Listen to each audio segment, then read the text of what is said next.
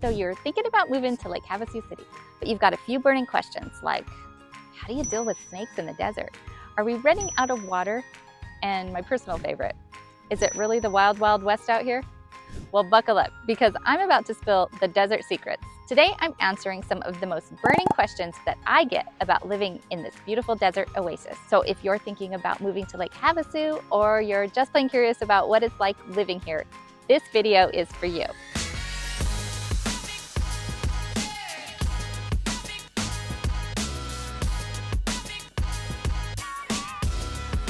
Let's dive in. If this is your first time on the channel and you want to know everything that there is to know about living in Lake Havasu City, Arizona, then hit that subscribe button below and tap the bell for notifications, and you will be the first to know about all of the latest market updates in Lake Havasu City. My name is Christina, and I am with the Horton team at Realty One Group Mountain Desert. And we get calls every day from folks just like you. So whether you're planning to make a move in 9 days or 9 months, don't hesitate to reach out. All of our contact information is in the description box below, and we would be delighted to help you make a smooth move to Lake Havasu City. Now let's dive into what makes Lake Havasu City so special. Okay, first up, bugs and snakes. Everyone wants to know, Christina, how do you deal with all those critters in the desert? Well, the short answer is, you don't invite them over to your house. Honestly, yes, we've got our fair share of creepy crawlers, but don't worry, they aren't knocking on your door asking for coffee. We just keep things clean, seal up our homes, call pest control whenever necessary. You will learn tricks like not leaving your shoes outside, and if you do, always shake them out before you put them on. As a matter of fact, when I first moved here, I was making this game where you fling rubber bugs into this big elephant mouth for the fall fun fair down at the fire station. And I had all of those rubber bugs laying around on the floor around me. I reached down to pick one up, and all of a sudden it moved. I nearly jumped out of my skin. I looked down and it was an actual scorpion, and let me tell you, I have never made that mistake again. Some people, not me, no thank you, will actually take a black light and hunt scorpions at night. When you shine that black light on those scorpions, they will glow this bright green color. I think I'm better off not knowing that they're there. So as for snakes, they're really not that interested in us. I always say if you leave them alone, they will leave you alone. I have run into some snakes here and there, but it's mostly when I've been out hiking. You never want to sneak up on them. I always like to make noise, sing a song, but just make sure that they know that you're coming. You also want to know the times of year that they are out and the times of day, like early evening, and then you'll be more likely to see them. Plus, if one happens across your backyard while you're in the pool, it is always good to have that crazy snake-loving friend that will come over and rescue the snake back into the desert for you. Don't worry, you will be fine. The next question I get, Christina, are you guys running out of water in Arizona? I get this one a lot. Look, we live in a desert, so we do take water seriously. But no, you won't be rationing water like you're on Mars. Here's the deal. Most of our clean water comes from underground sources like groundwater, aquifers. Arizona has done a great job of managing these resources.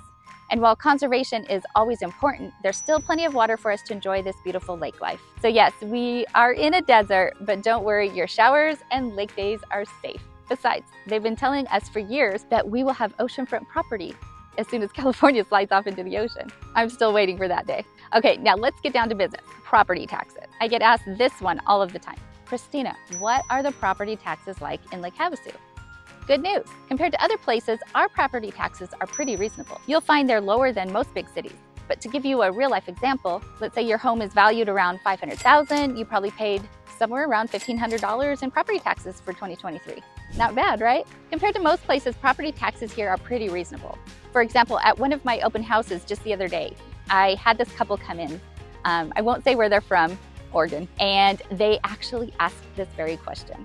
When I told them what the property taxes were for the house that they were in the year before, they were shocked. The wife said to me, we would have paid over $7,000 where I'm from, which I'm not going to say where they're from, Oregon. So that is just another reason that Lake Havasu is such a great place to live. Christina, are the gun laws really like the wild, wild west out there? Well, let me tell you, Arizona is a state that values freedom.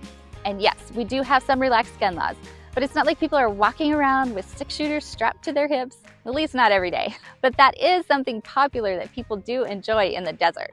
They will typically go off-roading, kind of like where I'm at now, and set up target practice out in the desert for entertainment. But here's something very important to remember. If you happen to take a little road trip and cross over into California just an hour away, Their gun laws are very different. If you forget that you have your gun with you, you could land yourself in some serious trouble. So enjoy Arizona's freedom, but always be mindful of where you're traveling. In all seriousness, if you're a reasonable gun owner, Arizona is very accommodating. We're big on personal rights and safety around here. For example, there are many concealed weapons permit classes, firearm training, and safety courses that you can actually take right here in town. Okay, and last but not least, can you buy waterfront property in Lake Havasu City? The answer is absolutely not. But seriously, here's the kicker. It's very rare and it's very pricey. There are a few condos that are down in the channel or over the bridge, but like I said, they are very rare when they do come up. There are some park models that we have beach access down on the island. I actually showed you one of those communities in my last video, Lake Havasu Island Community Tour. So you make sure you check that out. So you can get pretty close to the water, but for the most part, all of the shoreline is for public access. For parks, marinas, or if you go a little further down the river towards Parker, that is mostly Native American land. But I think that's really cool because it ensures more people will be able to enjoy the shores of Lake Havasu. And you can still find so many homes with amazing views of the lake. So there you have it, the most common questions that I get asked about living in Lake Havasu City. If you've got more questions or you're ready to make this desert oasis your home, feel free to reach out. I'd love to help you find your slice of heaven here in Lake Havasu. I would also love to hear what other questions you have that I didn't answer. Thanks for watching, and don't forget to like, subscribe, and hit that notification bell so you never miss a video. See you next time.